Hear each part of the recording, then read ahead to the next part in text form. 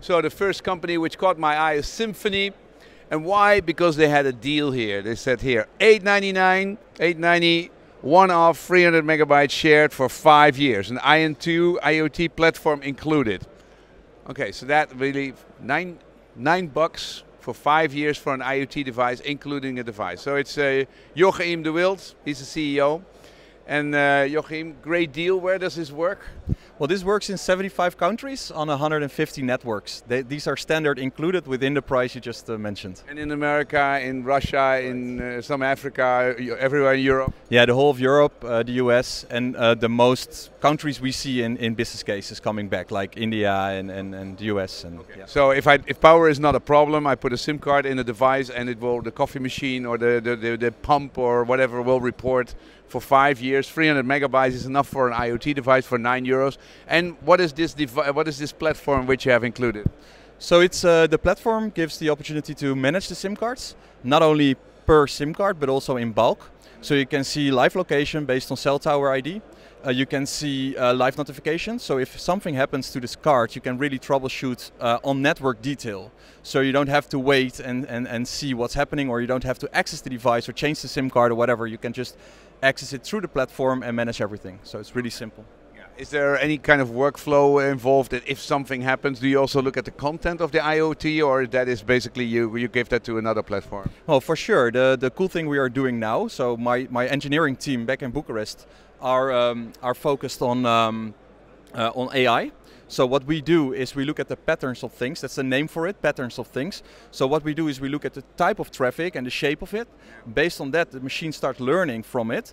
And when something strange or awkward is happening, it will act and it will well, do something with the connection. It will cut it off. Or yeah, but it's mainly managing the connection. The content, what the device is doing, that's your own problem. That's your own. Device management is your own problem. So it's hardware agnostic. You can use any kind of hardware with it. We do offer IoT development capabilities. That means that you can build, take MQTT input or other sensor kind of input, and create useful IoT applications through the same platform. So that's included too. And you have basically created this platform of 75 networks. So you have this network. You have your own SIMs, or you can basically use other people's SIMs. You also support Lora?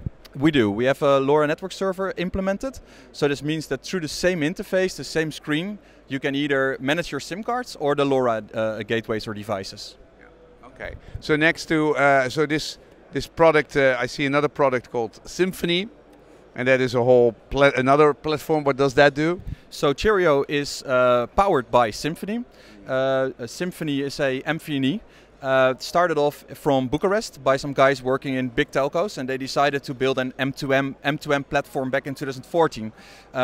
They built like Jasper or something? Sort of. We go one step further because we own the whole core network below. And then on top of that, they've created a portal which has all the features you can imagine and you need. And that's where we leverage on with Cheeriot. That's our end customer brand, which uses the same technology but goes straight to the end customers as well. For Simphony, who are your customers? So the operators, that is the main focus, and we also enable MVNOs or new MVNOs. And we come with, we start with a very light, let's call it white label reseller, we call it white label MVNO, up to a light or even a full MVNO stack we can offer to customers. Okay, so how difficult is it to be in my own MVNO? I mean, basically I need the technology, I need the contracts. How much work is that if I want to start it in a particular country? We can have you live in a week. We just can rebrand the SIM cards. That's the most time. So we need to wait a couple of weeks for the SIM cards to manufacture, but they will be branded. Your network name will be branded. That's a flick of a second. And I can go to you and say I want an MVNO for this and this and this country. Correct. You basically, you already have the contact with the telcos. Yes, sure. And the SIM cards, the branding of the SIM cards is the most work. Okay. And so this €9 per device per 5 years, is that a normal price? Is that something which is very special, or is that something which is a normal price in this industry? It's really aggressive at this point. We believe that the price points will go that direction, but for the €8.90 you have the platform included, you have the SIM card included. That's already really interesting. If you calculate it back over the 5 years time and your average usage is 5 megabytes per month, your price is less than 15 cents. So that's really aggressive. It's like 3 times lower than... I always look at per year, but €2 a year for a device to manage that, that's really not expensive. Okay, so the company behind this, is that Simfony or Cheeriot? No, the company behind it is the Simphony technology, and then we have this label for the end customers, which is Cheeriot. So yeah. So Simfony, and how many people in Simfony, and when did you start it? So we have about 12 people now in development in Bucharest. That's where our CTO and his team sits. And then we have in the Netherlands our main office, and that's another 12 people working in sales and service basically. So you bought the Romanian company? Yeah, we finished the acquisition last year, mid of last year. We were planning ourselves to go into the IoT business, so we wanted to set up a brand like Cheeriot. So I searched the market for about a year. We found Simfony as being the best possible partner, very flexible, feature-rich, everything we needed. And that worked so well, and the click was so good because we come more from a commercial point of view, and they come from a technical, really technical. You had contacts with the telcos. What was your company before that? Yeah, our company before that was Mondicon, high volume data. So indeed, we had really good contacts with operators, especially the global carriers, because we do high volume data in maritime broadcasting. That's our background, basically. Yeah. Okay, but you're an extremely small company, you know, in this industry, 25 people, and you have big plans, big ideas. Do you already have telcos which basically used you as an IoT platform? Yeah, we've got multiple telcos implemented already. For example? Fully branded. I give you one example of one of the largest carrier in Canada, which decided to have the platform not only for the SIM cards, but they also roll out their own Lora network, public Lora, and they also come with integration of satellite. So they have 6... What's the name? Aristel is the name. And they have like 6 low orbit satellites now, and they are planning to add more in the future. And the cool thing is that we are working with them to have a blended communication suite all to the same interface. Okay, so you're a big demo customer, but you have multiple in different countries. What is the focus? I mean, Canada. I mean, I would say that everybody in Europe is already, you know, has already a platform, right? The bigger ones, maybe. But other of smaller operators have it not, or what is your focus? Well, indeed, I think there are some areas in the world which are really keen on getting IoT implemented. Take Africa; they are really into agriculture, so they are looking for the big vertical to maintain. And there is a lot of demand for the platform.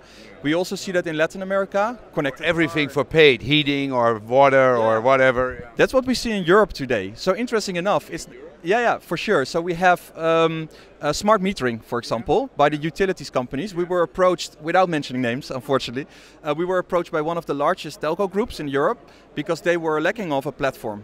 So they have a couple of platforms around, but none is capable of managing the millions of devices, which is really hard to do, and that's how we build up the platform. So we are actually talking to those guys as well. 25 people, I mean, isn't that for telcos a real big risk? Don't they like very reliable, you know, Ericsson kind of branded companies? It's always the question I need to counter, of course. We built everything in a way that it's really flexible. So it took us 30 engineers, to be honest, to get this to this point last 4 years. So we heavily invested in the engineering part. Now it's proven and we have 10,000 of customers on it. We just have multiple methods to ease our customers. So for example, we can set up an escrow agreement, meaning that they can have the whole platform in an escrow. So when something happens to us, they can just take over the IPR as well. But Canada came and multiple will follow. Okay, well, good luck.